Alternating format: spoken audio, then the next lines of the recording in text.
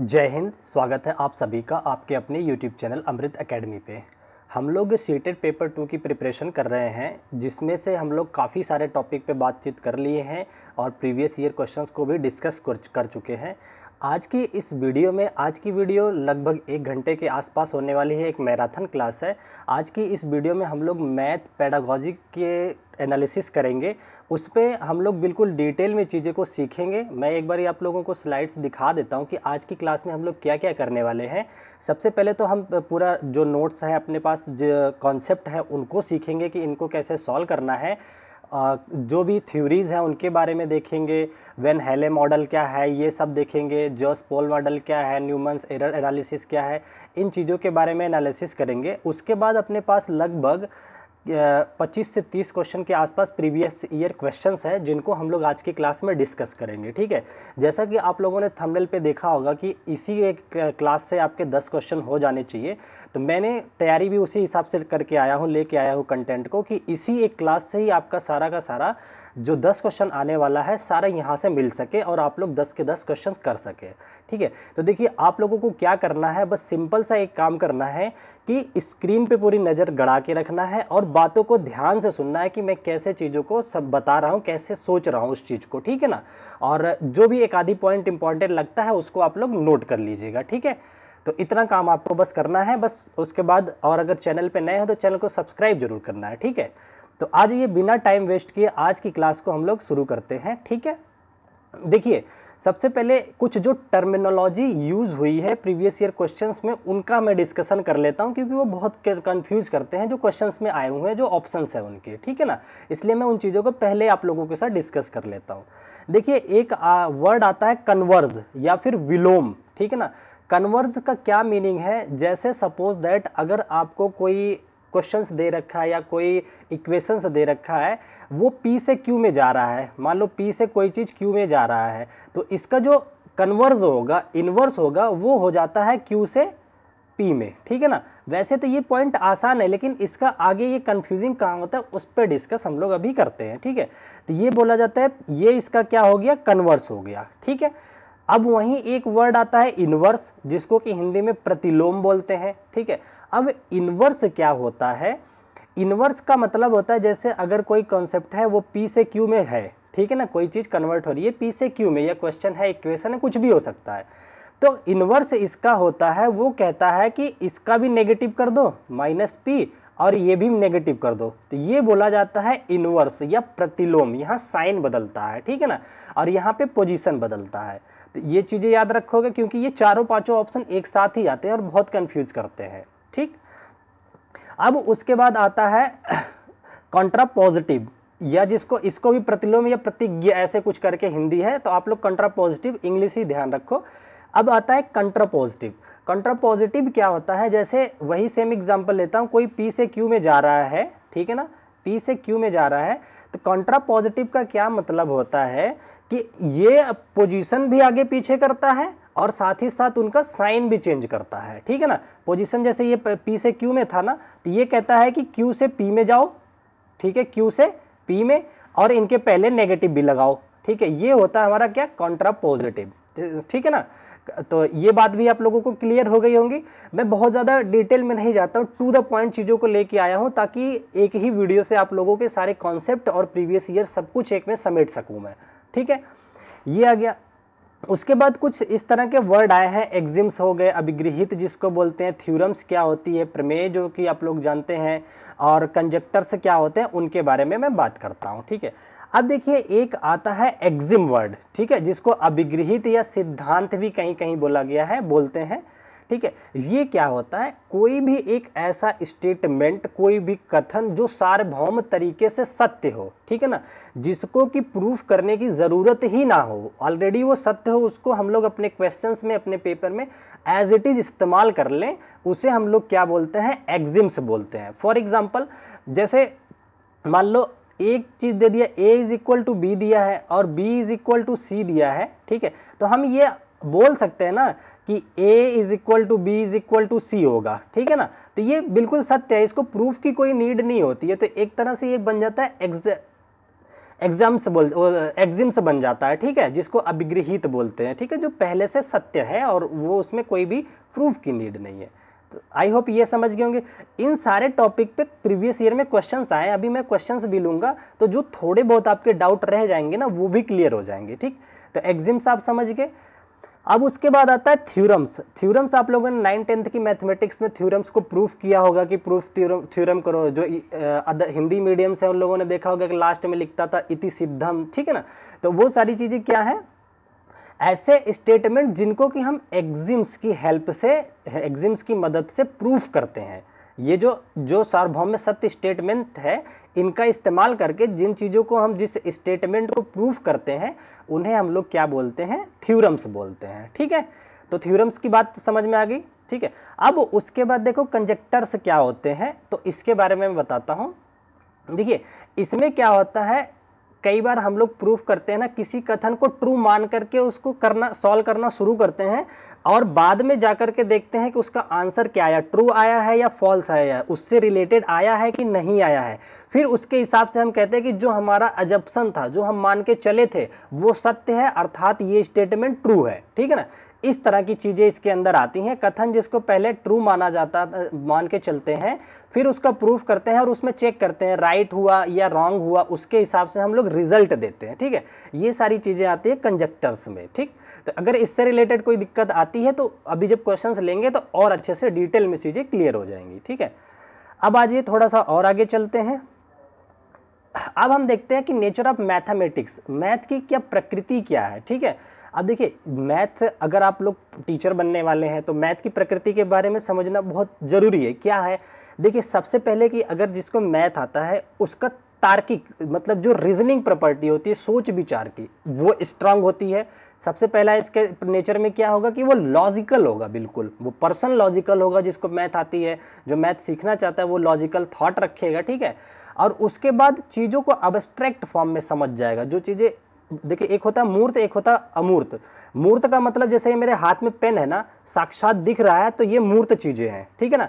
अमूर्त का मतलब होता है कैलकुलेशन चीज़ें, जो प्रेजेंट नहीं है लेकिन वो चीज़ें हो रही हैं पीछे, ठीक है ना, उसे अब्स्ट्रैक्ट बोलते हैं, ठीक है। तो जो मैथमेटिक्स होता है उसका जो नेचर होता है वो अब्स्ट्रैक्ट नेचर होता है, कि हम माइंड में चीज़ें सोचते हैं और उस तरह से करते हैं। ये हो गया। दूसरा इसका नेचर में क्या आता है कि हम इसमें सिंबल्स वगैरह का यूज करते हैं, ठीक है ना। कि जैसे सिंबल्स में क्या आ जाता है आपका, प्लस माइनस, इस तरह की चीज़ें, मल्टीप्लाई और एटसेट्रा, जो भी सिंबल्स आते हैं उनका इस्तेमाल भी करते हैं, ठीक है। ये चीज़ें हो गई, इसके नेचर ऑफ मैथ्स में आ गया। इतनी चीज़ों पे ध्यान देना, इतने से ही आपके क्वेश्चन सॉल्व हो जाएंगे, ठीक। दूसरा चीज़ें आता है क्या, कि हमें किन चीज़ों पे फोकस नहीं करना है। जब भी आप पेडागोजी के सब्जेक्ट की क्वेश्चंस को सॉल्व करते हैं तो उसमें कुछ चीज़ों पे आपको विशेष ध्यान देना पड़ता है। और जैसे कि आप जब भी क्वेश्चन सॉल्व करें तो चार के चारों ऑप्शन को आपको ध्यान से पढ़ना है। दूसरा, इन चीज़ों को देखने, जैसे मेमोराइज करना, रटना, ये सारे नेगेटिव वर्ड होते हैं, जैसे ही आते हैं वो गलत माने जाएंगे, ठीक है, वो आंसर कभी नहीं हो सकते। और कभी भी कोई भी अगर क्वेश्चन में ये कहता है कि टीचर जो है फार्मूले की हेल्प से केवल क्वेश्चन सॉल्व करवा रहा है, फार्मूले के थ्रू करा रहा है, तो ये भी गलत होता है। फार्मूले के थ्रू आपको क्वेश्चन सॉल्व नहीं कराना होता है, ठीक है। एक चीज़ तो ये हो गया। और दूसरा, कहीं पे भी अगर आपको ओनली लिखा आ जाए, केवल और केवल ये चीज़ें इस तरह से हिंदी में केवल लिखा आ जाए, तो ये भी नेगेटिव होता है। ये भी इसके क्या होता है, सपोर्टिव आंसर नहीं होता, अगेंस्ट आंसर होता है, गलत होता है ज़्यादातर केस में, ठीक है। अब ये हो गया। अब हम देखते हैं कि एम से क्या है, इसके उद्देश्य क्या है। जो हम लोग मैथमेटिक्स पढ़ते हैं या पढ़ाते हैं तो उसका क्या उद्देश्य है, ठीक है। देखिए अभी मैं जो मैथमेटिक्स पढ़ा रहा हूँ, यहाँ तो उद्देश्य है कि आप लोग अपना एग्जाम क्लियर करें और जॉब लें, जॉब लेने का उद्देश्य है। लेकिन कभी भी ऐसे आंसर्स आपको पेडागोजी सॉल्व करते टाइम नहीं देना है, ठीक है ना। तो इसमें क्या उद्देश्य है उसकी बात कर लेते हैं, ठीक है। अब देखिए mathematics is a way of thinking. Mathematics अपने आप में एक तार्किक विचार रखने वाला, सोचने का एक तरीका, एक जरिया, एक रास्ता है, वे ऑफ थिंकिंग है, ठीक है ना। ये एक उद्देश्य हो गया। दूसरा क्या है, बच्चों की सोच को मैथमेटाइज करना होता है। इसका उद्देश्य क्या है हमें, कि अगर हम मैथ पढ़ा रहे हैं बच्चों का, तो हमारा उद्देश्य ये है कि बच्चों का जो सोच है उसका गणितीय रूप दें, ठीक है ना, मैथमेटाइज कर पाएं। एक तो ये उद्देश्य आ गया उनकी थॉट से रिलेटेड। दूसरा क्या है, बच्चों को अपॉर्चुनिटी, अवसर प्रदान करना। देखिए अपॉर्चुनिटी बहुत ही पॉजिटिव होता है पेडागोजी सॉल्व करते टाइम, ठीक है ना। बच्चों को ज़्यादा से ज़्यादा हम लोग क्या करते हैं, इनका उद्देश्य मैथमेटिक्स सिखाने में कहते हैं अपॉर्चुनिटी दो, चीज़ों को समझें, ठीक है। अब उसके बाद क्या होता है, चौथा पॉइंट इसमें आ जाता है हमारा लॉजिकल अंडरस्टैंडिंग डेवलप करना। बच्चों के अंदर मैथ पढ़ाने का उद्देश्य है कि आप उनके अंदर लॉजिक डेवलप करो कि सोचना कैसे है, ठीक है ना, डीआई वगैरह कैसे, दिमाग कैसे लगाना है, ठीक है, दिमाग के सारे घोड़े दौड़ाने सिखा रहे हैं उसमें, ठीक है ना। तो ये चीज़ें आ जाती हैं। दूसरा क्या है कि बच्चों के अंदर आप क्रिटिकल थिंकिंग डेवलप करो कि बच्चे अच्छे से क्रिटिकल तरीके से सोच पाए, क्रिटिकल से क्रिटिकल कंडीशन में भी थॉट अपने डेवलप कर पाए, समझ पाए चीज़ों को, ठीक है। उसके बाद आ जाता है आपका कॉन्सेप्ट की अंडरस्टैंडिंग डेवलप करना। ऐसा नहीं कि बस रटे रटाए क्वेश्चंस आ गए फार्मूले बेस्ड, तो वो नहीं, उन्हें कॉन्सेप्ट की अंडरस्टैंडिंग आनी चाहिए कि उससे रिलेटेड कोई क्वेश्चन आ रहा है तो वो खुद उस चीज़ को बना सकें, ठीक है। मैं यहाँ कर देता हूँ तो आप लोगों से आई कॉन्टेक्ट अच्छा हो पाएगा, ठीक है, तो डेवलप कर पाए, ठीक है। अगला क्या है, मैथ को बच्चे के डेली लाइफ से जुड़ना। देखिए एनसीएफ का अगर बात करें, जब से एनसीएफ आया उसने तो हर एक सब्जेक्ट के पेडागोजी को बोल रखा है कि डेली लाइफ से जोड़ करके रखो, ठीक है। तो ये चीज़ें आपको रखना है कि मैथ को उनके डेली लाइफ, डेली रोजाना के रोजमर्रा के जीवन में उतार देना है एक तरह से, ठीक है। ये हो गया। अब इतनी चीज़ें हम लोग सीख लिए। अब उसके बाद देखिए एक क्वेश्चन प्रीवियस ईयर में यहाँ से भी बना था, वो मैं दिखाता हूँ, मैथमेटिकल मॉडल से। अब देखिए मैथमेटिकल मॉडल क्या होता है, इसमें ये रियल लाइफ सिचुएशन से जुड़ा होता है। मैथमेटिकल मॉडल का मतलब रियल लाइफ सिचुएशन से जुड़ा होता है। इसमें जो वर्ड वाले क्वेश्चंस होते हैं, वर्ड में लिखे हुए नहीं होते कंसेप्ट में, उनको मैथमेटाइज करना, उनको मैथमेटिक या इक्वेशन का फॉर्म देना, गणितीय रूप देना, ये होता है मैथमेटिकल मॉडल होता है, ठीक है ना। यहाँ मैंने कुछ लिखा भी है, इसमें रियल लाइफ सिचुएशन को मैथ की हेल्प से सॉल्व करना होता है, ठीक है। जैसे एग्जाम्पल में किसी बच्चे ने कहा कि कहीं लिखा हुआ है बुक में कि एक दर्जन केले का दाम 40 रुपया है, तो 6 पीस केले का दाम बताओ। तो आप उसको इसके रूप में उतारोगे ना, मैथ के रूप में उतारोगे, उन्हें सॉल्व करने की कोशिश करोगे। ये होता है मैथमेटिकल मॉडल होता है, ठीक है ना। आई थिंक इतनी चीज़ें आप लोगों को अच्छे से क्लियर हो गई होंगी। मैं बहुत आसान तरीके से चीज़ों को क्लियर करना चाह रहा हूँ आप लोगों के सामने, ठीक है। ये चीज़ें अपने सामने क्लियर हो गई। अभी जब क्वेश्चंस करेंगे, इन सारे टॉपिकों पे अपने पास क्वेश्चंस हैं, ठीक है ना, तो सारी चीज़ें बहुत डिटेल में हमें सीखने को मिल जाएंगी यहाँ पे।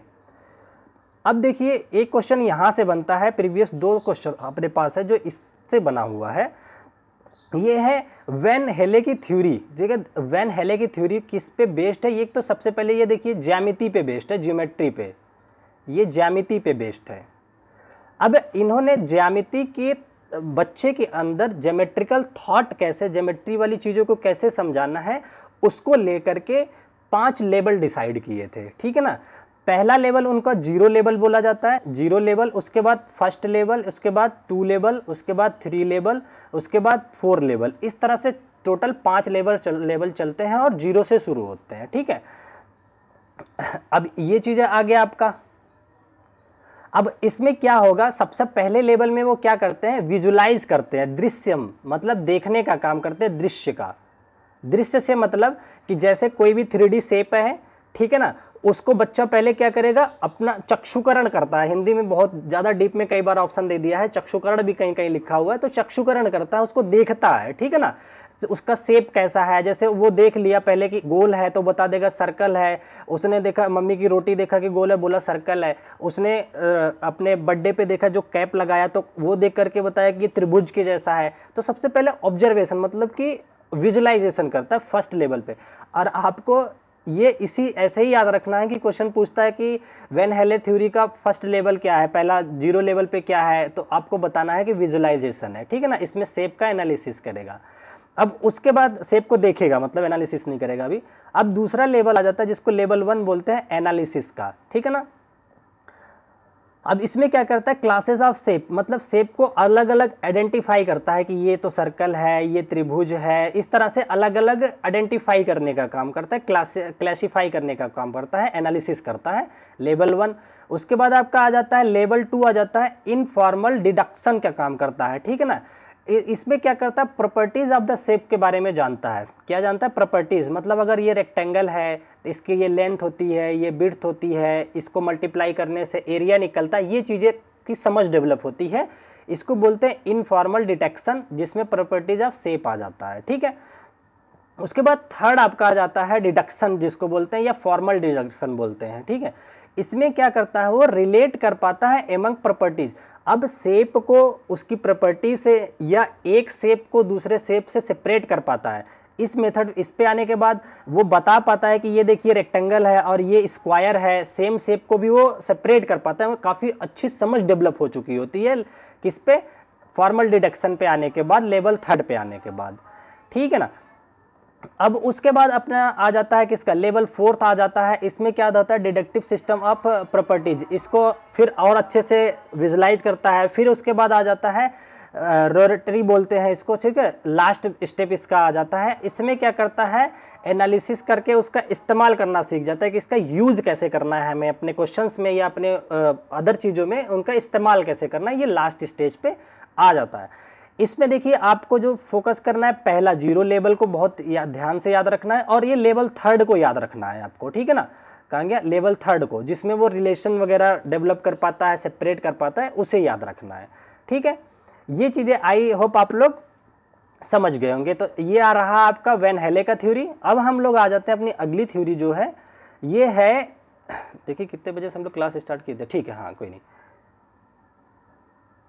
अब देखिए प्रॉब्लम सॉल्विंग प्रोसेस एक आता है जॉर्ज पॉयले का, ठीक है ना। जॉर्ज पॉयले का एक प्रॉब्लम सॉल्विंग आता है। इसमें क्या है, कैसे प्रॉब्लम सॉल्व करना है, उन्होंने अपने प्रॉब्लम सॉल्विंग के 4 स्टेज बताई थी, ठीक है ना। मैंने चारों स्टेज यहाँ लिखा है, बाकायदा अच्छे से बना करके लगा रखा है। देखिए पहले स्टेज में उन्होंने क्या कहा था, अंडरस्टैंड द प्रॉब्लम, ठीक है ना, और उसका एनालिसिस करो। सबसे पहले जो भी बच्चे का प्रॉब्लम है, जो भी प्रॉब्लम्स आ रही हैं उसको सॉल्यूशन है किसी काम में, उसको क्या करना है, हमें समझना है, उसका एनालिसिस करना है, लाइन टू लाइन चीज़ों को पढ़ करके या जैसे भी, ठीक है। अब दूसरा क्या है कि अब उसको प्रॉब्लम को सॉल्व करने के लिए हमें प्लान डिजाइन करना है, प्लानिंग करना है, ठीक है ना। डिवाइस ऑफ प्लान का मतलब सीधा ये याद रखो कि प्लान करना है। पहले क्या करना है, समझना है प्रॉब्लम को, प्रॉब्लम समझ गए तो अब अपना प्लान बना लो कि कैसे उसको सॉल्व वगैरह करना है, प्लानिंग हो गया। तीसरी स्टेज में क्या कहता है वो, इम्प्लीमेंटेशन करना है। अब आप उस पर सोचो, प्लान कर लिया ना कि अब इस पे पहले एडिशन का फार्मूला लगेगा, फिर सब्ट्रैक्शन का लगेगा, इस तरह से आप उस पे जो भी लगने वाला है उसका इम्प्लीमेंट करो, ठीक है ना। Carry out the plan, plan को एग्जीक्यूट करो, उसको एग्जीक्यूट करके उसमें मतलब क्या फार्मूला वगैरह लगना है उसके बारे में सोचो। तीसरा स्टेज हो गया। चौथे स्टेज पे क्या होता है, लुक बैक, ठीक है ना, रिफ्लेक्शन। इसका क्या करना है, आप उसका पुनः जांच करो, ठीक है। आप जैसे मान लो कोई प्रॉब्लम आपके सामने आ गया, कोई सिद्ध करने वाला, प्रूफ करने वाला क्वेश्चन आ गया ना, तो अब आप क्या करते हो, पहले उसको अंडरस्टैंड करते हो कि ये प्रॉब्लम इसमें ये पूछा जा रहा है, समझ गए आप।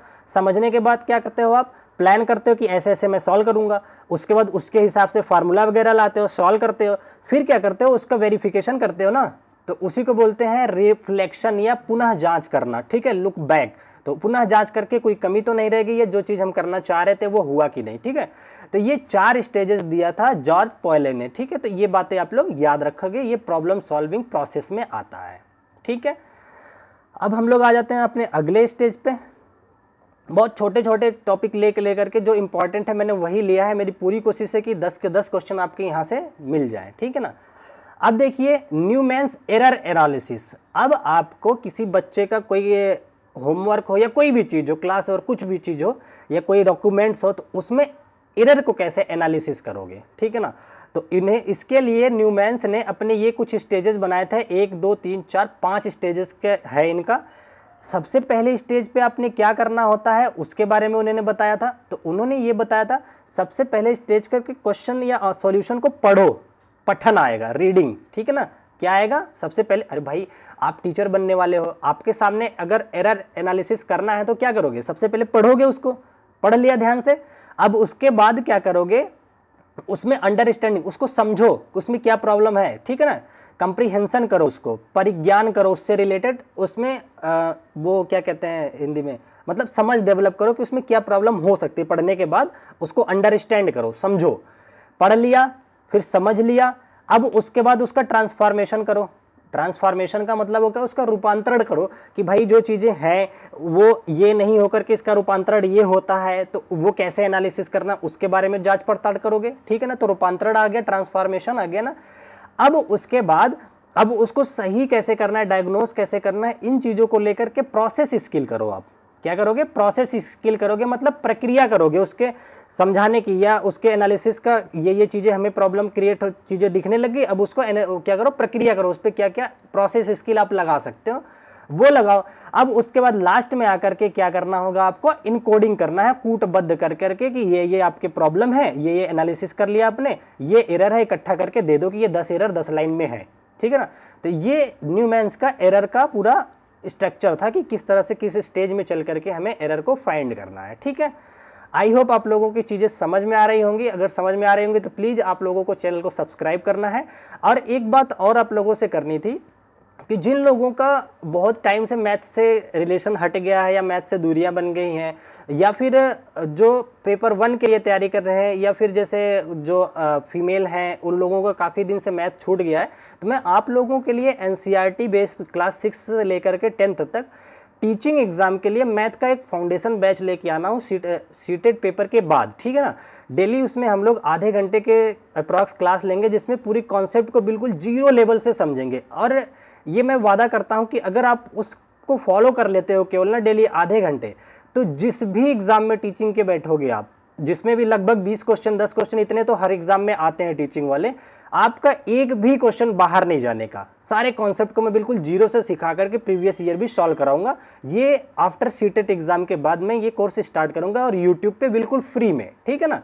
तो आ जाइए अब अपने आगे की बातें करते हैं। मैं वैसे भी क्लास में ज़्यादा बातें करना पसंद नहीं करता, आप लोगों का टाइम वेस्ट बिल्कुल नहीं करना चाहता मैं। अब आ जाइए, अब हम देखते हैं टीएलएम क्या होता है, टीचिंग लर्निंग मटेरियल, ठीक है ना। तो अब देखिए टीएलएम में क्या क्या चीज़ें होती हैं, उनका कैसे इस्तेमाल होता है। एक्चुअली पढ़ाते टाइम आप लोगों का मुझे फ़ैन बंद करना पड़ता है तो पसीने आ जाते हैं, इग्नोर कीजिएगा इन चीज़ों का, ठीक है। अब देखिए सबसे पहली चीज़ आता है, देखिए टीएलएम में आपके कौन कौन से उपकरण यूज होते हैं उनके बारे में मैं बताता हूँ। कई बार यहाँ से क्वेश्चंस बने हैं, ठीक है ना। तो ये कुछ मैंने ले रखा है, इनका कैसे इस्तेमाल है उस पर मैं बात करता हूँ, ठीक है। चलो किनारे ही कर लेता हूँ, कभी आप लोगों को प्रॉब्लम लगे। हाँ ठीक है, देखिए पहले एक आता है जियो बोर्ड, ठीक है। यहाँ ऊपर ज़्यादा आई कांटेक्ट बन पाएगा आप लोगों से मुझे लगता है, ठीक है। पहला क्या है आपका जियो बोर्ड। देखिए जियो बोर्ड क्या होता है, जियो बोर्ड एक देखिए इस तरह से बोर्ड होता है, उसमें इस तरह से खाने बने होते हैं और उस पर क्या होता है, सूत लगा होता है, रस्सी की तरह पतली रस्सी लगा होता है। इसकी हेल्प से यहाँ खूटिया जैसा कुछ होता है जियो बोर्ड पे, यहाँ खूटी समझते हो ना, एक कील जैसा। तो इससे डोरी की हेल्प से बच्चों से कभी हम लोग इस तरह से ट्रायंगल बना के दिखा देते हैं, कभी इनका इस्तेमाल करके रेक्टेंगल बना के दिखा देते हैं। तो इस काम में आता है जियो बोर्ड आपका। ये टीएलएम है आपका, जो कि 2D टीएलएम है, दृश्य है। कई बार ये भी क्वेश्चन बनता है कि दृश्य कौन सा है, सुनने वाला कौन सा है, तो मैं ये सारी चीज़ें भी बता दूंगा जैसे जैसे नीड पड़ेगी आप लोगों को, ठीक है ना। उसके बाद आता है 10 ग्राम क्या है, ठीक है ना। 10 ग्राम क्या है, देखिए ये भी एक बोर्ड होता है जिसमें इस तरह से स्पेसेस बने होते हैं और छोटे छोटे ना स्लाइस दिए होते हैं। इन स्लाइस के जैसा आप लोगों ने देखा ना पहेलियां होता है, इन स्लाइस की हेल्प से कई बार देखो बच्चा क्या करता है, खेलते खेलते यहाँ पे इनको मिला करके डॉगी बना देगा, या इस तरह से जो नहीं होता इस्तेमाल करते हैं, वो होता है आपका 10 ग्राम, ठीक है ना। अब उसके बाद अगला आता है आपको डाइन ब्लॉक। डाइन ब्लॉक क्या होता है, ये छोटे छोटे डब्बे होते हैं, इनकी हेल्प से सीरीज लगाना बच्चे को सिखाया जाता है, या काउंटिंग का एक के ऊपर कितने हैं, ऊपर से नीचे कितने हैं, ये चीज़ें सिखाई जाती है। डाइन ब्लॉक होता है, ये भी आपका एक टीएलएम का उपकरण है, ठीक है ना। अब उसके बाद ग्राफ पेपर। ग्राफ पेपर पे तो आप लोग अच्छे से परिचित होंगे, डेसिमल संख्याओं को या ग्राफ डिजाइन करने के लिए इस्तेमाल किया जाता है। उसके बाद डॉट पेपर आ जाता है। डॉट पेपर भी सेम कुछ जियो बोर्ड जैसा ही होता है, या सॉरी इसके जैसा ही, और इसमें भी डॉट्स बने होते हैं। इन डॉट को मिला करके ट्रायंगल और ज्यामिति की चीज़ें सिखाई जाती हैं, ठीक है ना। अगला आपका एबेकस आता है। एबेकस के बारे में तो आप लोग अच्छे से वाकिफ होंगे। इसमें अलग अलग वो बॉल्स लगी होती हैं रंग बिरंगी, बच्चों को सिखाने के लिए काउंटिंग कि ऊपर से 4 छोड़ दिया, 4 काउंटिंग हो गया, एक और ले आया 5 हो गया, इस तरह से सिखाया जाता है। तो ये एबेकस हो गया आपका, ठीक है। अगला आपका होता है ग्रिड पेपर। ग्रिड पेपर भी बिल्कुल इसकी तरह ही होता है, क्या कहते हैं, ग्राफ पेपर की तरह। इसमें इस तरह से खाने बने होते हैं, इसमें भी डेसिमल चीज़ें सिखाई जाती हैं, ठीक है ना। अब सबसे इम्पॉर्टेंट इसमें आता है एक जो टीएलएम में, वो आता है आपका जियोजेब्रा। यहाँ से क्वेश्चन भी पूछा गया है पेपर 2 की अगर बात करें पर्टिकुलर। वैसे एक चीज़ ये ध्यान रखना, आप ये वीडियो पेपर 1 वाले बच्चों को भी शेयर कर सकते हैं, उनके लिए भी काफ़ी बेनिफिशियल होगा। कई बार ये चीज़ें देखने को मिली है उनके पेपर में भी, छोटी छोटी, ठीक है ना। तो देखिए जियोजेब्रा क्या होता है, तो देखिए जियोजेब्रा क्या है, एक तरह का सॉफ्टवेयर है ठीक है ना। उस सॉफ्टवेयर की मदद से क्या होता है, इंटरेक्टिव सॉफ्टवेयर है जिसकी मदद से क्या होता है, सॉल्यूशन करना, या चीज़ों को दिखाना, या विजुलाइज करना, अंडरस्टैंडिंग करना, ये है। और इस पे क्वेश्चन कैसे बनेंगे, बहुत ज़्यादा आपको पीएचडी नहीं करना है इसमें, आपको बस अपना एग्जाम क्वालिफाई करना है, उस पर्पज से पढ़ो। क्वेश्चन पूछ लेगा जियो बोर्ड क्या है, उसमें दे देगा, तो ऑप्शन दे देगा कि एक सॉफ्टवेयर है, नहीं एक इस तरह से ग्राफ है, इस तरह से ऑप्शन देगा, तो आप बस ये रखना कि एक सॉफ्टवेयर है, ठीक है ना, जियोजेब्रा, ठीक है। ये चीज़ें आप लोग याद रखोगे, ठीक। यहाँ तक चीज़ें हो गई। अब हम आ जाते हैं अपने टीचिंग मेथड के बारे में देख लेते हैं, ठीक है। ये भी काफ़ी इंपॉर्टेंट है। देखिए कोई भी मेरी हैंड राइटिंग पे नहीं जाएगा, मैं थोड़ा ऐसे लिखता हूँ क्योंकि ज़्यादा स्पीड में लिखने के लिए इस चीज़ को करता हूँ, और मैं सोचता हूँ कि आप लोगों को टाइप करके क्वेश्चन आंसर तैयार करूँ, लेकिन उसमें टाइम ज़्यादा जाता है। उतनी देर में तो हम लोग क्लास कर लेंगे, आप लोगों को अच्छे से ज़्यादा कंटेंट दे पाऊँगा क्योंकि एग्ज़ाम पास है, ठीक है। तो देखिए टीचिंग मेथड क्या है, इसकी बात कर लेते हैं हम लोग बिना टाइम वेस्ट किए। टीचिंग मेथड में सबसे पहले देखिए इंडक्टिव मेथड आता है, फिर डिडक्टिव मेथड आता है। पहले ये दो इंपॉर्टेंट मेथड की बात कर लेते हैं हम लोग, ठीक है ना। देखिए इंडक्टिव मेथड क्या होता है और डिडक्टिव मेथड क्या होता है, हिंदी इसका आगमन और निगमन, ठीक है। सबसे पहले दूसरे वाले से याद करवाऊंगा आपको, निगमन विधि। निगमन का मतलब होता है बच्चे को पहले नियम सिखाओ, फिर उसके बाद उससे रिलेटेड एग्जाम्पल प्रस्तुत करो, ठीक है। क्या हो गया, नी से निगमन है, निगमन है ना, तो नी से नियम, नियम से कहाँ चलना है हमें, एग्जाम्पल की तरफ, ये याद रखना। निगमन में या डिडक्टिव में कहाँ चलते हैं, नियम से एग्जाम्पल की तरफ। इसका जस्ट अपोजिट होता है इंडक्टिव मेथड, इसमें एग्जाम्पल पहले बताते हैं फिर रूल्स सिखाते हैं, ठीक है। तो देखिए जो छोटे बच्चे हैं प्राइमरी लेवल के, उनके लिए तो इंडक्टिव मेथड का इस्तेमाल किया जाता है, ठीक है। जैसे उनको पहले ये दिखा दिया जाएगा, दिख रहा है बेटा, फिर कहते हैं ये पेन है, पहले आपने दिखाया फिर बताया, ठीक है, इस तरह से चलता है। और इसका अपोजिट जो निगमन है, ये प्राइमरी स्तर मतलब प्राइमरी से अपर जूनियर वालों के लिए इस मेथड से पढ़ाई कराई जाती है, जिसको बोला जाता है निगमन विधि या डिडक्टिव मेथड। इसमें पहले रूल्स सिखा दिया जाता है, देन उससे रिलेटेड चीज़ें सॉल्व करवाई जाती हैं, ठीक है, ये याद रखोगे आप। तीसरा टीचिंग का मेथड आपका आता है एनालिसिस, ठीक है ना, या सिंथेसिस, ठीक है। इसमें क्या करते हैं, एनालिसिस में हम लोग क्या करते हैं, चीज़ों को पार्ट बाय पार्ट ब्रेक कर करके पढ़ाया जाता है, ठीक है ना। एनालिसिस कर करके छोटे छोटे चीज़ों को, जैसे मैं कोई चैप्टर पढ़ाना है तो उसका पहले इक्वेशन बता दिया, फिर उससे रिलेटेड उसको सॉल्व कैसे करना है, मतलब एनालिसिस करना होता है। ये हो गया आपका तीसरा मेथड, ठीक है। उसके बाद देखिए ह्यूरिस्टिक मेथड आता है आपका। ह्यूरिस्टिक में क्या होता है, बच्चा इसमें खुद करके सीखता है, ठीक है ना। तो ये इससे रिलेटेड खुद करके सीखता है बच्चा, ये इस किस में आता है, ह्यूरिस्टिक मेथड में। इसमें आप लोग केवल एक इसके फोल्डिंग का काम करते हो, एक पाड़ का, ढांचे का, मतलब सपोर्ट का थोड़ा सा काम किया जाता है टीचर के द्वारा। इसमें ह्यूरिस्टिक मेथड में बच्चे का मेहनत ज़्यादा होता है, खुद करके सीखता है, ठीक है ना। अब उसके इंग्लिश में कुछ कहते हैं लर्न बाय लर्निंग, या इस तरह लर्न बाय डूइंग या समथिंग है, आप लोग देख लीजिएगा, ये चीज़ें आ गई, ठीक है। अगला पांचवा आपका आता है प्रॉब्लम सॉल्विंग मेथड। तो ये तो आपको पता ही होगा कि क्वेश्चन ले आओ, सॉल्व कराओ, इस तरह से पढ़ाते जाओ, ठीक है ना। और एक और मेथड होता है व्याख्यान विधि, जिसको लेक्चर मेथड कहते हैं, जो कि काफ़ी ओल्ड हो गया है, ठीक है। अब उसका इस्तेमाल नहीं किया जाता है, या तो किया भी जाता है तो मास्टर डिग्री या ग्रेजुएशन वगैरह या पीएचडी डिग्री में ये सारी चीज़ें ज़्यादा फोकस होती है। केवल उसमें टीचर आता है, बस व्याख्यान दे के चला जाता है, लेक्चर दे के चला जाता है, ठीक है। सॉरी, आ जाइए। अब देखिए हम लोग देखते हैं असेसमेंट के बारे में, देखते हैं आकलन के बारे में, ठीक है। असेसमेंट या फिर आकलन क्या होता है, आकलन मतलब बच्चे के बारे में समझना, उसका रिजल्ट आंकना, चीज़ों को पहचानना। ये दो तरीके से किया जाता है, ठीक है। पहला होता है आपका FA, जिसको फॉर्मेटिव असेसमेंट बोलते हैं, ठीक है ना। दूसरा होता है समेटिव असेसमेंट। दो चीज़ें याद रखना है ध्यान से, एक बार मैं फिर से रिपीट करता हूँ, आप लोग भूल बहुत जल्दी जाते हो। कह रहा है आकलन मतलब असेसमेंट, पहला फॉर्मेटिव असेसमेंट, दूसरा समेटिव असेसमेंट। अब ये क्या होते हैं, फॉर्मेटिव असेसमेंट जैसे बच्चे की पढ़ाई चल रही है ना, एक चैप्टर पढ़ाया आपने टेस्ट ले लिया, सॉरी, या एक यूनिट पढ़ाया आपने टेस्ट ले लिया, यूनिट टेस्ट या पढ़ाई के दौरान होने वाला आकलन है, ठीक है। इससे क्या होता है, बच्चे का निदानात्मक चीज़ें होती है, उसमें आप चीज़ें देखिए, अच्छा कमी है फिर पढ़ाओ, ये चल कर लो। दूसरा आता है समेटिव। देखिए अगर बहुत डिटेल में जाएं तो समेटिव भी आजकल दो तरीके से होने लग गए, एक 6 मंथ पे होता है और एक होता है 1 ईयर पे, ठीक है ना। ये हमारा होता है फाइनल रिजल्ट होता है। समेटिव असेसमेंट में क्या है, पूरे साल बच्चे को आपने पढ़ाया, उसके बाद सीधा क्या देख लिया, रिजल्ट देख लिया उसका कि क्या रिजल्ट आया है, कितने मार्क्स आए, ये चीज़ें को एनालिसिस कर लिया। ये हमारा आता है समेटिव असेसमेंट 2 तरीके से होता है, 6 महीने पे भी होता है, 1 साल पे भी होता है, ठीक है। इसको एनुअल एग्जाम भी बोलते हैं, ये अंत में आता है, ठीक। इतना ही रखेंगे, बहुत ज़्यादा आप लोगों को गुमराह नहीं करूंगा मैं, इतने से अभी देखना क्वेश्चन हम लोग सॉल्व कर पाएंगे, ठीक है। यहाँ तक चीज़ें हो गई। अब हम लोग आ जाते हैं अपने क्वेश्चंस को डिस्कस करेंगे, बहुत प्यार से एक एक क्वेश्चंस को पढ़ेंगे और समझेंगे। मैं थोड़ा सा पानी पी लेता हूँ, 1 सेकंड का आपका टाइम लूंगा, सॉरी फॉर दैट, ठीक है। तब तक आप लोग क्वेश्चंस को पढ़िए।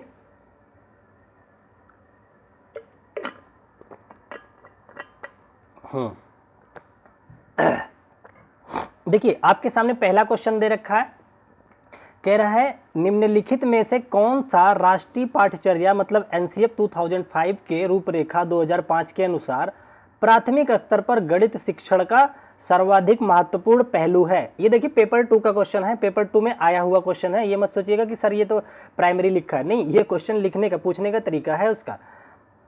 तो बताइए इसमें शिक्षण का सर्वाधिक महत्वपूर्ण कौन सा है, सबसे ज्यादा अच्छा कौन सा है, वो देखना है। देखिए यहाँ पे हमने जितनी भी थ्योरी पढ़ी अभी एनालिसिस किया है वो बहुत ज़्यादा काम नहीं आएगा। आप एक न्यूट्रल पर्सन, एक अच्छे टीचर बन करके सोचो, आप सारी चीज़ें बच्चे के अकॉर्डिंग सोचो कि बच्चों को किस चीज़ से फ़ायदा है। जितना न्यूट्रल होकर के क्लासरूम में पेपर के टाइम आप सोचोगे उतना ही अच्छा आंसर ये कर पाओगे, किसी भी पेडागोजी की बात कर लो। अब देखिए इसका पहला आंसर क्या दे रखा है, उच्चतर शिक्षा और रोजगार के लिए बच्चों को तैयार करना। ये एनसीएफ में तो नहीं कहा गया है कि रोजगार के लिए ही पहले ही, अभी भाई 5वीं क्लास में है, प्राइमरी स्तर पे कौन सा रोजगार करने जाएगा, ये तो गलत बात है। दूसरा कह रहा है बच्चों को कोडिंग के लिए प्रोन्नत और तैयार करना। अरे नहीं भैया, ये क्या बोले शुरू में ही देख लीजिए, प्राथमिक स्तर पे कोडिंग करा कर कौन सा आइंस्टाइन और उसको नासा में अभी भेज दोगे आप, ये भी नहीं है एनसीएफ में, ठीक है। अगला कह रहा है गणित को बच्चों के जीवन के अनुभव का हिस्सा बनाना, ठीक है ना, ये बिल्कुल सही है। जहाँ पे भी जीवन का हिस्सा बनाना, लाइफ डेली लाइफ से जोड़ने जैसा आंसर हो वही सही होता है, ठीक है ना। तो ये आपका करेक्ट आंसर हो जाएगा। अगला क्या कह रहा है भविष्य में व्यापारी बनाना, ऐसे तो बिल्कुल भी आंसर आपने नहीं करना है, ठीक है। ये हो गया। अगले क्वेश्चन की तरफ चलते हैं हम लोग। मैंने बहुत ही अच्छे अच्छे क्वेश्चन लेने की कोशिश करी है यहाँ पे, ठीक है। देखिए इस क्वेश्चन में क्या कह रहा है, श्रीमती मधु कक्षा में निम्नलिखित प्रश्न हल करने के लिए देती हैं, ठीक है। कुछ प्रश्न उन्होंने देती हैं हल करने के लिए, ये दे रखा है प्रश्न उसने। कह रही हैं सॉरी, कौन सी 2 संख्याओं को जोड़ा जाए कि कुल योग 54 आ जाए। कोई क्लास टीचर हैं क्लास की मधु, उन्होंने अपने बच्चों को क्वेश्चन दिया कि कौन सी संख्याओं का योग को जोड़ा जाए जिनसे योग 54 आ जाए, यह किस प्रकार का प्रश्न है। तो ये भैया साफ साफ दिख रहा है 54 आपको बनाने के लिए कोई बच्चा कहेगा कि मैडम 50 में 4 जोड़ दो, ठीक है। वहीं दूसरा बच्चा कहेगा कि नहीं मैम 30 में ना 24 जोड़ दो, तब भी 54 बन रहा है। दूसरा बच्चा आ जाएगा कहेगा नहीं ऐसा क्यों कर रहे हो, 34 में 20 जोड़ दो, ठीक है ना। इसका मतलब हर बच्चे का अपना अलग अलग थॉट आएगा, ठीक है। ये पेन यहाँ नहीं चलती, अलग अलग थॉट डेवलप होगा ना। तो ये हो गया एक तरह से open ended question. Open ended का मतलब होता है बच्चा अपने मस्तिष्क के कई तरह के आंसर दे सकता है, ठीक है ना। तो ये ओपन एंडेड क्वेश्चंस की बात कर रही है बेसिकली। ऑप्शन देख लेते हैं। योग के कौशल की जांच के लिए बंद सिरे वाला, बंद तो है नहीं, ये खुले सिरे वाला है। बंद मतलब क्लोज्ड होता है जिसका फिक्स आंसर हो। क्या कह रहे हैं विद्यार्थियों को भ्रमित करना, ये तो बिल्कुल ही गलत है। कह रहे हैं गणितीय चिंतन को बढ़ावा देने के लिए खुले सिरे वाला प्रश्न, 100% सही है, ठीक है ना। अगला क्या कह रहे हैं अधिगम के मनोवैज्ञानिक सिद्धांतों के अनुसार नहीं बनाया हुआ प्रश्न, गलत है। सी ऑप्शन इसका बिल्कुल करेक्ट हो जाएगा, खुले सिरे वाला ओपन एंडेड क्वेश्चंस का है ये जो मधु ने दिया है। अब आ जाइए अपने अगले क्वेश्चंस पे चलते हैं। हाँ ठीक है, यहाँ पे आगे इसमें कह रहा है आकृतियों पर एक अध्ययन पर चर्चा करने के पश्चात शिक्षक विद्यार्थियों से पूछता है गाड़ियों के पहिए वृत्ताकार क्यों बनाए जाते हैं, जो टायर होते हैं कार के या गाड़ियों के सर्कुलर क्यों होते हैं, वो उसके बारे में पूछ रहा है। कक्षा में पूछे गए इस प्रश्न के बारे में क्या सोचते हैं आप, क्या सोचते हैं। तो बताइए क्या सोचते हैं भाई, कि भाई अगर सर्कुलर बच्चा अगर सोचेगा या हम सोचेंगे तो यही ना सोचेंगे कि भाई इससे स्पीड बढ़ जाएगी और फ्रिक्शन कम हो जाएगा, ढलानों पे तेज चढ़ेगा, ऊंचाई पे चढ़ाने में आसानी होगी, ठीक है ना। तो ये सारी चीज़ें आ जाती हैं। तो इसी तरीके से तो इसका आंसर देखते हैं। कह रहा है यह समय की बर्बादी है, पहला ऑप्शन तो गलत है। दूसरा कह रहा है यह शर्मीले विद्यार्थियों को उत्तर देने का अवसर प्रदान करेगा। अरे शर्मीला विद्यार्थी क्यों होगा। अगला कह रहा है यह विद्यार्थियों में तार्किक विवेचना विकसित करता है, और यह कह रहा है यह विद्यार्थियों में अभिसारी चिंतन, कन्वर्जेंट नहीं, ये तो कन्वर्जेंट तो ये बल्कि डाइवर्जेंट है, तो इसका सी ऑप्शन बिल्कुल करेक्ट होगा। It develop logical reasoning in the students, या विद्यार्थियों में तार्किक विवेचना विकसित करेगा कि हाँ भाई वो तर्क लगाएंगे, अपना अपना तर्क देंगे कि नहीं हमारे सब, एक बच्चा आएगा कहेगा मोटरसाइकिल तेज चले इसलिए चक्का को गोल बनाया जाता है, दूसरा दौड़ करके आएगा नहीं नहीं वो ढलान पे ना चढ़ाने में आसानी हो जाएगी क्योंकि हम चढ़ाते हैं तो आसान लगता है, ये इस तरह से अपने अपने तर्क देंगे बच्चे, ठीक है ना। ये हो गया। अब हम आ जाते हैं अपने अगले क्वेश्चंस की तरफ,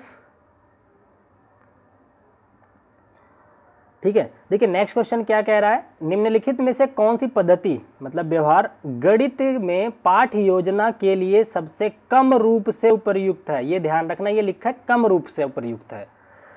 कह रहा है निम्नलिखित में से कौन सी पद्धति व्यवहार में पाठ योजना के लिए सबसे कम रूप से उपयुक्त है। पहला दे रखा है अधिगम पर बल देने के लिए गणित के लक्ष्यों की सुव्यवस्थित करना, ठीक ठाक है, कम तो है नहीं, ये नहीं हो सकता आंसर। आगे क्या कह रहा है, ऐसे कार्य देना जो विवेचना, तर्कड़ा और समस्या समाधान को बढ़ावा दे। ऐसे कार्य देना जो तर्क, रीजनिंग और प्रॉब्लम सॉल्विंग को बढ़ावा दे, बिल्कुल सही बात है। ये तो कह रहा है विद्यार्थियों के लिए उद्देश्यपूर्ण समस्याएं प्रस्तुत करना, ये भी अच्छी बात है, तो ये आंसर होगा नहीं। अगला कह रहा है पढ़ाई गई अवधारणा पर आधारित पाठ्य पुस्तक में दिए गए सभी प्रश्नों को हल करने के लिए गृह कार्य देना, ये ही गलत है और यही आंसर हो जाएगा। ये सबसे कम सपोर्टिव आंसर है, ठीक है ना। कभी भी आप बच्चे को गृह कार्य, ये नहीं कि थोड़ा सा पढ़ाया पूरा, जैसा कि आजकल सच में ऐसा ही हो रहा है कि पढ़ाया कम जाता है, होमवर्क ज़्यादा दे दिया जाता है बच्चों को, छोटे बच्चों को, लेकिन वो नहीं करना है, ये एनसीएफ के अगेंस्ट होता है और ये बच्चों को देना भी नहीं चाहिए इतना ज़्यादा वर्क। तो ये डी ऑप्शन इसका करेक्ट आंसर हो जाता है, ठीक है। आ जाइए अगले क्वेश्चंस की तरफ। वैसे आप लोग सीडीपी वगैरह पेडागोजी पढ़ते होंगे तो काफ़ी चीज़ें रिलेट भी कर पा रहे होंगे, पर ये अपने मैथ का था, हमने आप लोगों की जिम्मेदारी ली है कि मैथ साइंस हम आपके कंप्लीट करके देंगे, पेपर से पहले सब कुछ कराएंगे, तो वो इसलिए मैंने इसको भी उसका हिस्सा था, इसलिए मैंने इसको भी पढ़ाना उचित समझा, ठीक है। तो देखिए इसमें क्या है, निम्नलिखित में से कौन सा गणितीय प्रतिरूपण का उदाहरण है, बताइए। मैथमेटिकल मॉडलिंग, अभी मैंने सिखाया है कि मैथमेटिकल मॉडलिंग क्या है।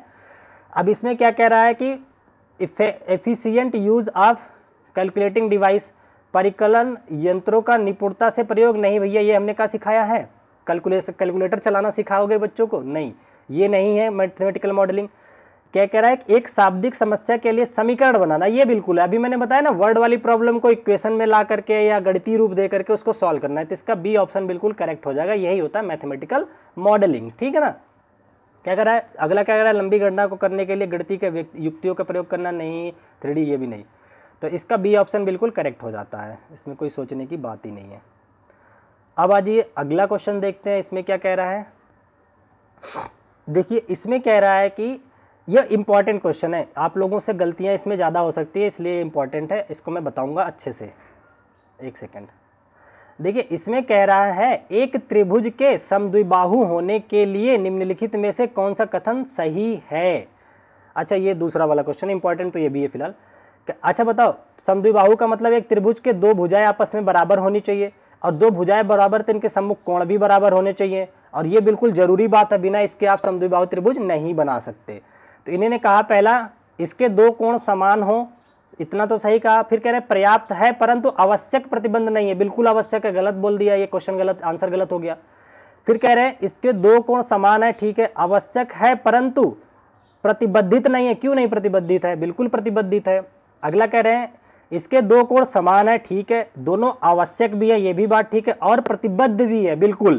तो भाई ये होना नेसेसरी है, कोण बराबर होने चाहिए दोनों, और ये जरूरी है, प्रतिबद्ध भी होना चाहिए, तभी आप बना पाओगे ये एंगल, ये समद्विबाहु त्रिभुज, ठीक है ना, आइसोसेलिस ट्रायंगल जिसको बोलते हैं, ठीक है। यहां तक हो गया, तो यही इसका सी ऑप्शन बिल्कुल करेक्ट हो जाता है। आगे क्या कर रहे थे, ये भी कट गया, ऑप्शन देख लीजिएगा। अब चलते हैं अपने अगले क्वेश्चंस की तरफ। हाँ देखिए इसमें क्या कह रहा है, निम्नलिखित कथनों पर ध्यान दीजिए, ठीक है, ध्यान देते हैं भाई। कह रहा है यदि n सम है तो n स्क्वायर भी सम होगा, सही बात है। अगर n मान लो 2 है तो इसका स्क्वायर 4 ही तो आएगा, अगर 4 है तो 16 आएगा, सब सम ही तो आता है, ठीक है। कथन बी क्या कह रहा है, यदि n स्क्वायर सम नहीं है, n स्क्वायर सम नहीं है मतलब ऑड है, मान लो 9 है या 3 है, तो n सम है, सम नहीं होगा, इसका मान लो 9 मान लिया n स्क्वायर, तो रूट इसका कितना आ जाएगा, 3 हो जाएगा, ये भी सम है, तो ये भी बात सही है। लेकिन अब आंसर तो जरा देखो क्या कह रहा है, कह रहा है बी इज कंट्रापोजिटिव है ऑफ ए, फिर कह रहा है B is inverse of A, अब B is converse of A, B is reverse of A. तो बताइए कौन सा ऑप्शन सही होगा। देखिए मैंने आप लोगों को कन्वर्स के बारे में बताया है, विलोम तो होता है कि अगर ये कहता है एन स्क्वायर, सॉरी कोई n equal to n square में जा रहा है तो एन स्क्वायर n में आ रहा है, तब तो ये होता, लेकिन यहाँ नहीं लिख दिया है, ये ऑप्शन कट गया कन्वर्स का। इनवर्स के लिए दोनों में नेगेटिव लगना चाहिए, ये भी कट गया। रिवर्स का मतलब ये भी उल्टे की बात कर रहा है, ये भी कट गया। क्यों? क्योंकि ये नहीं लिख दिया है। एक ही ऑप्शन बचता है कंट्रापोजिटिव प्रतिस्थिति, जो कि उसमें हिंदी कुछ और बताया था ना, तो आप लोग कंट्रापोजिटिव ही याद रखो, ठीक है ना, ये उसको फॉलो कर रहा है। बी जो है ए का कंट्रापोजिटिव है, ठीक है ना, दोनों चीज़ें बदल रही है। नहीं भी लग रहा है तो वो नेगेटिविटी को दिखा रहा है। जैसे उसमें मैंने बताया था ना कि P टू Q है, कंट्रापोजिटिव ये कहता है कि -Q2 और -P होना चाहिए, ये है ना। यहाँ देखिए n पहले था, स्क्वायर था, इसने स्क्वायर पहले ले लिया और n को बाद में ले लिया, और नहीं लगा के नेगेटिविटी को भी बता रहा है, तो इसलिए ये सीधा सीधा दिख रहा है क्या है, बी इज द कंट्रापोजिटिव ऑफ ए, ठीक है ना। आई होप आप लोगों को क्वेश्चन अच्छे लग रहे होंगे, चीज़ें समझ पा रहे होंगे आप लोग, क्योंकि मैं पूरे जोश के साथ चीज़ें पढ़ा रहा हूँ, बता रहा हूँ, आप लोगों को थोड़ा सा भी ये ना लगे कि एनर्जी कहीं पे भी लॉस है। अब देखिए आ गया ना क्वेश्चन, कह रहा है जियोजेब्रा के संबंध में निम्नलिखित कथनों में से कौन सा सही है। अभी मैंने जियोजेब्रा पे चर्चा किया था, तो आप बताइए इसमें से कौन सा सही है। पहला क्या कह रहा है कि यह ज्यामिति का बीजगणितीय अनुरूप है, गलत बात है। सीधा सीधा ये अपना वही तो था, एक सॉफ्टवेयर था। इसमें क्या रहा है, गणित की शाखा है, ये भी गलत है। यह ज्यामिति का एक विशेष प्रकरण है, गलत है। यह एक सॉफ्टवेयर प्रक्रिया है जिसका उपयोग ज्यामिति में खोज अन्वेषण के लिए किया जाता है, 100% यही सही है, ठीक है ना। ओके आ जाइए, ऐसे क्वेश्चंस तो आपके माइंड में याद रहने चाहिए कि ये तो एक बार देखने के बाद भूलना नहीं चाहिए। अब देखिए अगला क्वेश्चन क्या कह रहा है, कह रहा है गणित के शिक्षण अधिगम के संबंध में निम्नलिखित कथनों में से कौन सा सही है। गणित टीचिंग या शिक्षण अधिगम के लेकर के कौन सा सही है उसकी बात कर रहा है, ठीक है ना। कह रहा है medium of instruction impact mathematical understanding, निर्देश का माध्यम गणित समझ पर असर डालता है, बिल्कुल डालता है भैया। पता चले मैं बिल्कुल इंग्लिश में ही पढ़ाने लग जाऊं, जो हिंदी मीडियम के बच्चे हैं उनको प्रॉब्लम आने लग जाए समझने में, अंडरस्टैंडिंग में, वहीं मैं बिल्कुल ही हिंदी में या गुजराती मराठी में पढ़ने लग जाऊं, तो भी जो निर्देशन का एक माध्यम है इंस्ट्रक्शन इम्पैक्ट, वो डालता है, बिल्कुल डालता है मीडियम जो है, ठीक है ना। चाहे लिखित मीडियम हो, चाहे बोलने वाला मीडियम हो, कोई सा भी मीडियम हो, तो यही इसका करेक्ट आंसर हो जाता है, ठीक है, ए ऑप्शन। अगले क्वेश्चन की तरफ चलते हैं। ये तो आप लोगों की पसंद का क्वेश्चन आ गया, या ये सब तो आप लोगों को काफ़ी आसान लगते होंगे। देखिए इसमें क्या कह रहा है, डिस्कैलकुलिया की विशेषता है। डिस्कैलकुलिया क्या होता है, गणित से रिलेटेड विशेषता होती है। इसमें क्या है, संख्याओं की संकल्पनाओं को समझने में कठिनाई होती है, बिल्कुल होती है, बच्चा समझ नहीं पाता है। दूसरा करता है lack of intuitive group of numbers, मतलब संख्याओं के अंतर्ज्ञान की पकड़ में कमी होती है, बिल्कुल सही बात है। तो ये भी आंसर, मतलब अच्छा आगे कूट में दे रखा, कोई नहीं, ये भी सही है। कह रहा है संख्याओं के शाब्दिक और स्थानिक रूप में समन्वय करने में अयोग्य होता है बच्चा, बिल्कुल। मतलब अगर आपने उसको बोला 2 लिखने के लिए, तो TWO जगह देखने में गलत करेगा, 6 को 9 6 9 में अंतर नहीं कर पाएगा, तो इस तरह की प्रॉब्लम आती है डिस्कैलकुलिया में, ठीक है ना। तो गणित से रिलेटेड प्रॉब्लम सारी आती हैं। अगला क्या करा, वर्णमाला को पहचानने में अयोग्यता, नहीं भैया अल्फ़ाबेट इसमें नहीं आता, ये कट जाएगा। केवल ABC वाला ऑप्शन ढूंढिए, ये C पे दे रखा है, ये वाला आपका करेक्ट आंसर हो जाएगा, ठीक है ना। आई होप आप लोग सब कुछ अच्छे से समझ पा रहे होंगे, और समझ पा रहे होंगे तो सब्सक्राइब जरूर कर लीजिएगा। और हाँ, उन सब का मैं धन्यवाद करना चाहता हूँ जो लोग भी अपने इस एकेडमी का हिस्सा बन रहे हैं, जो सब्सक्राइब कर रहे हैं, और जो कमेंट करके भी बताते हैं कि मैंने चैनल सब्सक्राइब कर लिया, या अपना सजेशन भी देते हैं, सर पहले ये कराया जाए या ऐसे कराया जाए। उन लोग को मैं बहुत बहुत रिस्पेक्ट है आप लोगों के लिए मेरा, ठीक है ना। तो मैं आप कोशिश करता हूँ कि आपको बेहतर से बेहतर दे सकूँ। और जो कैलकुलेटिव पार्ट था उसको 20 क्वेश्चन को तो मैं अलग सॉल्व करवा रहा हूँ 20 डेज के माध्यम से, और इनको मैराथन ले करके मैं प्रीवियस ईयर कॉन्सेप्ट जो भी पेडागोजी है वो सब कुछ सॉल्व करवा दूंगा। पेपर से पहले आप लोग को सब कुछ दे दूंगा मैं आपको फ्री में, ठीक है। आ जाइए, बिना टाइम वेस्ट के, टाइम नहीं नुकसान होना चाहिए। आ जाइए अगले क्वेश्चन पे। बातें 1-2 पॉइंट की थोड़ी थोड़ी हो जानी चाहिए, लेकिन ज़्यादा टाइम नहीं।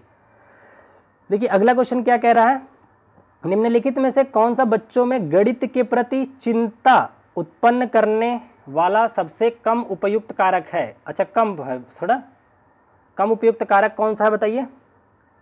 निम्नलिखित में से कौन सा बच्चों में गणित के प्रति चिंता उत्पन्न करने का कम उपयुक्त कारण है। तो देखते हैं क्या कम उपयुक्त है। कह रहा है विषय के बारे में शिक्षक की अपनी चिंता। देखते हैं, ठीक ठीक है। जब भी आप पढ़ो ना, सारे ऑप्शन को पढ़ा करो, इतनी जल्दी आंसर मारने के चक्कर में पढ़ना पेडागोजी वाले बहुत ही क्रिटिकल हो जाते हैं कई बार।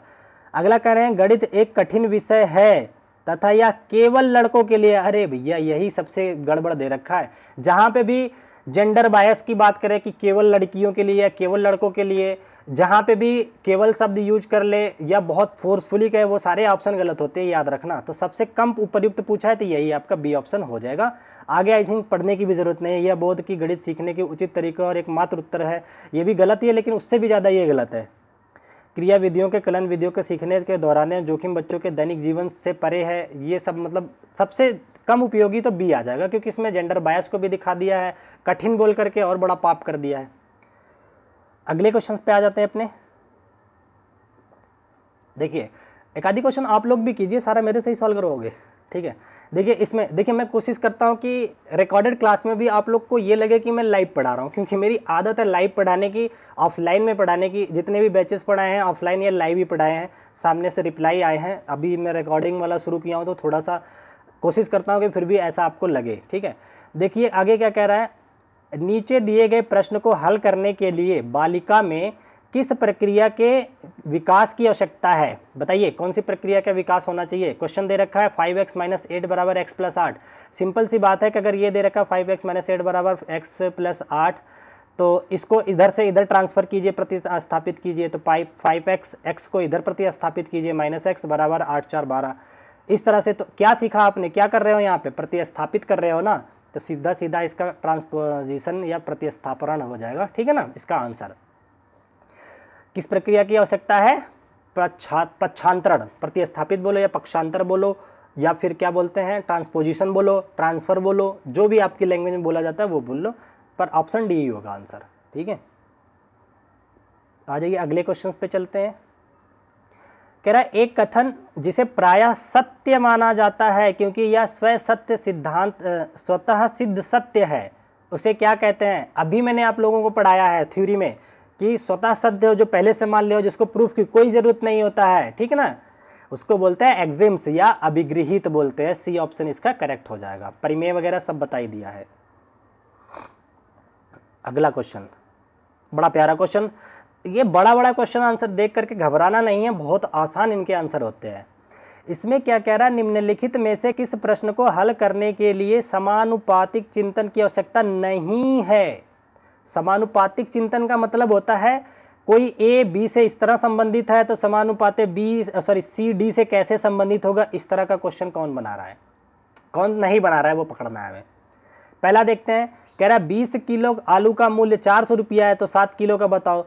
तो 20 संबंध रख रहा है 20 किलो 400 रुपये से, तो आपको ये बताना है 7 किलो किससे संबंध रखेगा। तो समानुपातिक बिल्कुल बना रहा है समानुपात, तो ये आंसर तो हो नहीं सकता। उसी तरीके से क्या कह रहा है, सक्षम 15 मिनट में 10 पृष्ठ पढ़ लेती है, तो 20 पृष्ठ पढ़ने में कितना समय लगेगा, ये भी बिल्कुल वही समानुपातिक है, तो ये भी आंसर नहीं होगा। सी कह रहा है एक वृक्ष की ऊंचाई 3 मीटर और सुबह के समय 11 बजे उसकी छाया की लंबाई 4 मीटर, शाम 4 बजे उसकी छाया की लंबाई कितनी होगी। ये तो हाइट एंड डिस्टेंस का आगे कैलकुलेटिव पार्ट हो गया, ये आपका आंसर हो जाएगा, क्योंकि ये जो है समानुपातिक में नहीं आता। ये आता है एक पेंटर किसी दीवार को पेंट करता है, करने का समय 15 दीवार को जितने में करता है उतने 15 पेंट करने के लिए कितना समय लेगा, तो ये भी समानुपातिक में आ गया, तो ये भी आंसर नहीं होगा और सी ऑप्शन इसका आंसर हो जाएगा। ठीक है ठीक है ठीक है, आ जाइए अगले क्वेश्चन पे चलते हैं। आ गया ना, देखिए वैन हेले, अभी बताया था ना वैन हेले की क्या था, 0 लेवल 1 लेवल 2 3 4 5। ऑब्जर्वेशन सबसे पहला था, एनालिसिस था, ठीक है, इस तरह से देखना था आपको। कह रहा है वैन हेले के ज्यामिति ज्योमेट्रिकल चिंतन एनालिसिस मतलब सोच थॉट के सिद्धांत का शुरुआती स्तर कौन सा है। शुरुआत कहाँ से होता है, 0 लेवल क्या था भाई, ऑब्जर्व कर रहा था बच्चा, देख रहा था कि ये गोल गोल मम्मी की रोटी है तो क्या है, सर्कल है, ठीक है ना। तो किस में आ रहा था, विजुअलाइजेशन दृष्टिकरण में आ रहा था। ये बी ऑप्शन इसका करेक्ट आंसर हो जाएगा। आ जाइए अगले क्वेश्चन पे चलते हैं। कितना बड़ा लिखा है भैया ये, ठीक है ठीक है। हाँ, ये भी देखिए काफ़ी इंपॉर्टेंट है आप लोगों के लिए, ध्यान से पढ़िए और समझिए। कह रहा है रेहाना माचिस की तीलियों का इस्तेमाल करते हुए विभिन्न भुजाओं क्या कह रहा है, विभिन्न बहुभुज बनाती है और कोण मापक मतलब चारा डाई का डी का इस्तेमाल करके सहायता से उनके आंतरिक कोणों का मापन करती है। वह 3 तीलियों का इस मदद से त्रिभुज बनाती है, 4 की मदद से चतुर्भुज बनाती है, के लिए उसमें एक और तीली जोड़ करके पंचभुज बना लेती है। ये पंचभुज बनाने के लिए वह एक और तीली इसी में जोड़ देती है, ठीक है। अब ये कुल मिलाकर के 3 तीली से त्रिभुज बनाई, फिर चतुर्भुज बना दी, फिर बच्ची का मन किया तो उसने क्या बनाया, पंचभुज, ऐसे बनता है, पेंटागन बना दिया, ठीक है ना, ट्रायंगल, रेक्टेंगल, पेंटागन बना दिया, पंचभुज बना दिया। अब क्या करता है, जोड़ दिया, कह रहा और इसी तरीके से आगे बढ़ती गई। कह रहा भुजाओं के कोणों के बारे में कौन सा कथन सही है, तो कोणों के बारे में कथन देख लेते हैं। यहाँ पे नीचे देखते हैं क्या क्या कथन दे रखा है। कह रहा है किसी भी त्रिभुज के सभी आंतरिक कोणों का कुल योग 360 डिग्री होता है। ये किसी भी बहुभुज के सभी आंतरिक कोणों का योग 360 होता है, ऐसा नहीं है, सबका नहीं होता। अभी मैं बताऊंगा कैसे होता है, तो ये तो गलत हो गया। आगे क्या कह रहे हैं, एक चतुर्भुज के सभी आंतरिक कोणों का कुल योग किसी त्रिभुज के सभी आंतरिक कोणों के कुल योग के 3 गुने के बराबर होता है, ऐसा नहीं है। चतुर्भुज में 360 होता है, 180 का डबल ही तो हुआ, गलत है। अगला क्या कह रहा है, जब भुजाओं की संख्या में वृद्धि होती है तो बहुभुज में के आंतरिक कोणों के माप के कुल योग में वृद्धि होती है, 100% सही है।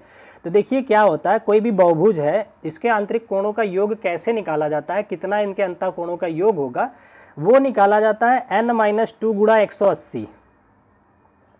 फार्मूला याद रखना, कैसे निकालोगे, n-2 गुणा 180। n क्या है यहाँ पे, भुजाओं की संख्या।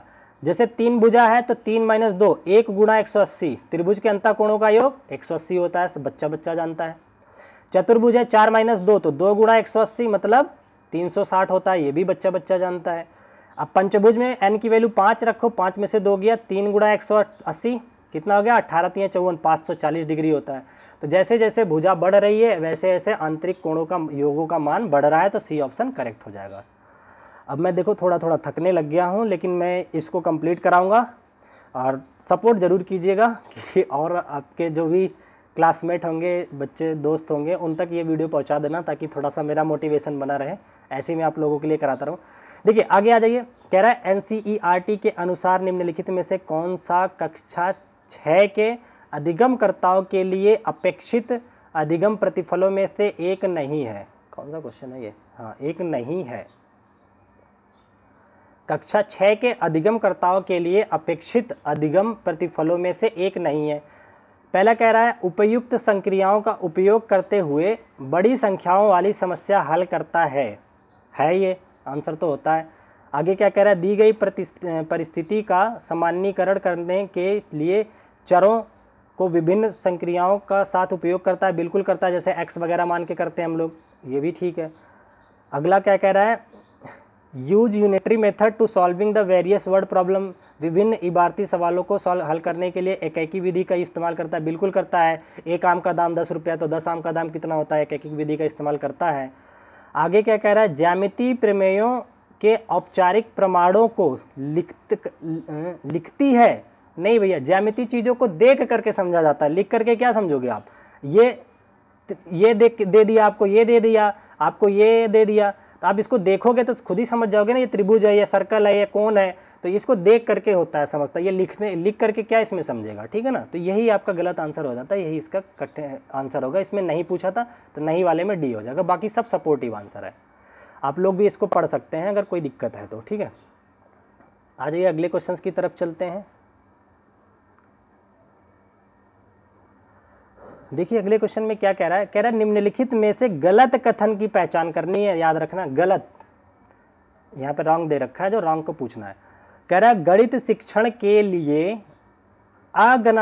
आगमनात्मक मतलब इंडक्टिव, इंग्लिश में ही पढ़ लेता हूँ, इंडक्टिव मेथड के पूछ रहा है। The best method to teach mathematics is inductive method. अरे भैया इंडक्टिव मेथड बेस्ट मेथड नहीं है, ये तो छोटे बच्चों के लिए बेस्ट है, डिडक्टिव मेथड ज़्यादातर यूज किया जाता है, इसलिए ये गलत हो गया, यही आपका आंसर हो गया। इसका मतलब होता है कि एग्जाम्पल दे करके आप जाते हो नियम की तरफ, जबकि ये तो छोटे बच्चों में ही सिखाओगे ना, सारी उम्र ये थोड़ी ना, बड़े बच्चों को भी ये नहीं सिखाते रह जाओगे कि पहले ये है तो आम से आम है तो ये आम ऐसे लिखा जाएगा, नहीं, उन्हें नियम बताओ, फटाफट से उससे रिलेटेड वो क्वेश्चन खुद सॉल्व करने लग जाएंगे। तो अच्छा मेथड वो होता है, आज फार्मूले वगैरह सिखा दो छोटे बड़े जो क्या क्या कॉन्सेप्ट है, फिर वो करने लग जाते, तो यही गलत है, इसका यही आंसर हो जाएगा ए ऑप्शन। आगे के ऑप्शन आप लोग पढ़ लीजिएगा। अच्छा, अगला क्वेश्चन देखते हैं क्या कह रहा है। गणितीय चिंतन किसके द्वारा परिलक्षित होता है? जो मैथमेटिकल चिंतन थॉट्स होता है, कहाँ से दिख रहा है कि यहाँ पे है? पहला कह रहा है प्रतिरूपों की पहचान, आइडेंटिफिकेशन ऑफ पैटर्न, ठीक है। दूसरा कह रहा है सूत्र, अभी मैं आंसर पे नहीं जा रहा, सूत्रों का कंठस्थीकरण गलत, पहाड़ों का कंठस्थीकरण गलत, गणित में कलन विधि में निपुणता हासिल करना, अचीविंग मैस्ट्री इन एल्गोरिथम्स, केवल एल्गोरिथम्स में ही महानता हासिल करके क्या करोगे? इसका करेक्ट आंसर ए हो जाएगा। क्या कह रहा है? आइडेंटिफिकेशन ऑफ पैटर्न, मतलब आपको क्वेश्चन देखने के बाद समझ में आना चाहिए किस पैटर्न को फॉलो कर रहा है, इसको कैसे सॉल्व किया जाएगा, कौन सा फार्मूला लगेगा, ये होता है गणितीय चिंतन का सबसे अच्छा तरीका। तो ए ऑप्शन बिल्कुल करेक्ट हो जाता है, ठीक है। आज ये अगले क्वेश्चन की तरफ चलते हैं। कह रहा है निम्नलिखित में से कौन सा गणित में उच्च स्तरीय चिंतन से सबसे कम संबंधित है? कम की बात किया है, उच्च स्तरीय मतलब हायर थिंकिंग की बात कर रहा है, ठीक है ना। हायर ऑर्डर थिंकिंग स्किल के लिए मैथमेटिक्स में सबसे कम कौन सा है वो पूछ रहा है। पहला कह रहा है चरों के बीच संबंधों की पहचान करना, ठीक है भाई, आगे देखते हैं, अच्छी बात है ये तो। Analysis the data, data analysis करोगे तभी तो आप आगे सॉल्व कर पाओगे। अगला क्या कह रहा है? दिए गए सूत्र पर आधारित समस्या हल करना, केवल सूत्र वाला समस्या हल करोगे, मुन्ना हो छोटा से क्या, तो यही इसका गलत आंसर हो जाएगा, सबसे कम सपोर्टिव हो जाएगा। मैंने पहले भी बताया था केवल सूत्र वाले आ जाए, वैसे भी केवल वर्ड यूज कर दिया है, नहीं, दिए गए सूत्र पर आधारित समस्या को हल करना, तो ये गलत है, ठीक है ना, यही सबसे कम सपोर्टिव आंसर है इसका। ये सबसे अच्छा आंसर हो जाएगा, गणित और दैनिक जीवन के बीच संबंध, ये तो सबसे अच्छा हो जाएगा, लेकिन इसने कम पूछा है तो इसलिए सी ऑप्शन ज़्यादा सपोर्ट में आ रहा है। आगे चलते हैं। अच्छा देखिए ये क्या है, कह रहा है अनीता बीजीय व्यंजकों के योग के लिए बच्चों का अवलोकन कर रही है। बीजीय व्यंजकों के योग के लिए मतलब अलजेब्रिक सम के लिए बच्चों का अवलोकन कर रही है। कह रहे निम्नलिखित में से बच्चों की किन प्रक्रियाओं पर ध्यान देना सुश्री अनीता के लिए सबसे उपयुक्त होगा, कि बच्चा क्या कर रहा है उस पर ध्यान देना सबसे ज़्यादा किस पे उपयुक्त होगा। तो देखिए इसमें वैसे तो चारों ऑप्शन पढ़ना बहुत ज़रूरी है। पहला कह रहा है योजनाएं उस योजना पे फोकस करे जिनका बच्चा उपयोग कर रहा है तथा बच्चे की उच्च स्तरीय योजना के प्रति की ओर प्रगति करे, ठीक है, सही है कुछ हद तक। अगला कह रहा है कितने सही रूप से बच्चा बीजीय व्यंजकों के योग पर समस्या हल कर रहा है, यही इसका आंसर है। कितने सही तरीके से बीजीय जो अलजेब्रिक सम है उसका इस्तेमाल कर रहा है, कैसे प्रतिरूपण कर रहा है, कैसे ऐड कर रहा है, उस पर फोकस करना इसका मुख्य उद्देश्य होना चाहिए, यही इसका करेक्ट आंसर है। अगला क्या कर रहा है कितनी जल्दी बच्चा बीजीय व्यंजकों के योग पर समस्याओं को हल कर रहा है, बहुत जल्दी नहीं है, सही होना चाहिए। जल्दी का क्या मतलब मैं पढ़ाता जाऊँ फटाफट पढ़ के कुछ भी आंसर करता जाऊँगा क्या, नहीं, ये गलत होता है, उससे ज़्यादा बेहतर बी ऑप्शन है। आगे क्या कह रहा है कितनी सफाई से बच्चा बीजीय व्यंजकों के योग पर समस्याओं को हल कर रहा है। अरे सुंदर सुंदर हैंड राइटिंग से ही नहीं मतलब है कि खूब जचा के लिख रहा है x + y = समथिंग, नहीं, सबसे ज़्यादा है कि कितना करेक्टली वो सॉल्व कर रहा है सही रूप से, तो बी ऑप्शन ही इसका करेक्ट आंसर होगा। आगे आ जाते हैं, बस अब ये क्लास खत्म होने वाली है, आप लोग अपना काम कीजिए, क्या लाइक शेयर सब्सक्राइब, ठीक है, बाकी मैंने अपना काम बेहतर तरीके से कर रहा हूँ वो आप लोग देख रहे हैं। इसमें कह रहा है निम्नलिखित में से कौन सी विधि विद्यार्थियों की उनके ज्ञान के निर्माण में सहायता करने के लिए सबसे कम रूप से उपयुक्त है। भैया कम की बात कर दिया, फिर कह रहा है गतिविधि आधारित विधि, इंडक्टिव, डिडक्टिव, प्रॉब्लम सॉल्विंग, समस्या समाधान विधि। अगला लास्ट में है लेक्चर मेथड, ये बहुत पुराना हो चुका है, यही सबसे कम उपयुक्त होगा, ठीक है ना।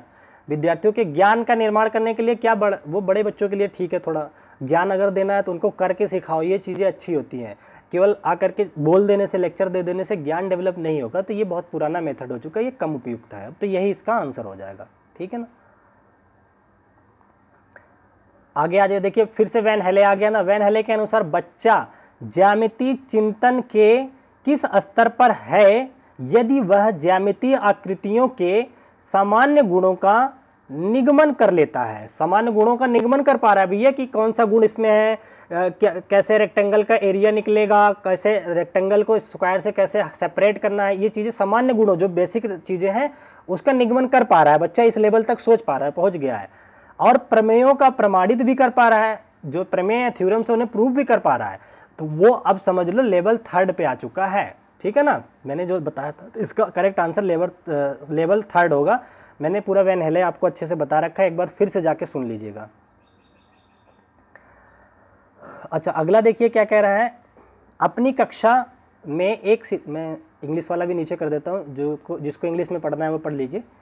कह रहा है अपनी कक्षा में एक सीधी रेखा की लंबाई का मापन करते हुए एक बालिका उल्लेख करती है कि मेरे पैमाने स्केल पर कोई भी बिंदु एक आरंभिक बिंदु के रूप में लिया जा सकता है। मतलब आपके पास ये स्केल है, ठीक है, तो ये नहीं कि 0 से शुरू है तभी यहीं से नापना शुरू करोगे, आप 1 से करो और पीछे सब्ट्रैक्ट कर दो। मतलब बच्चे में ये समझ डेवलप हो चुकी है जो बच्ची मेजरमेंट कर रही है। तो पूछ रहा है इसमें से रूप से मिलाया, आरंभिक बिंदु से मिलाया जा सकता है, तो इनमें से कौन सा ऑप्शन सही है वो पूछ रहा है। पहला, बालिका मापन के अवधारणा के प्रति समझ नहीं बना पाई। भैया बना नहीं पाई तो कैसे बोल रही है। अगला कह रहा है बालिका को यहाँ पर सही करने की ज़रूरत है कि केवल 0 के लिए आरंभिक बिंदु माने। नहीं भैया, केवल 0 से आरंभिक बिंदु माने ये कोई बहुत बड़ा बात थोड़ी बता दी आपने, कहीं से भी शुरू कर सकती है।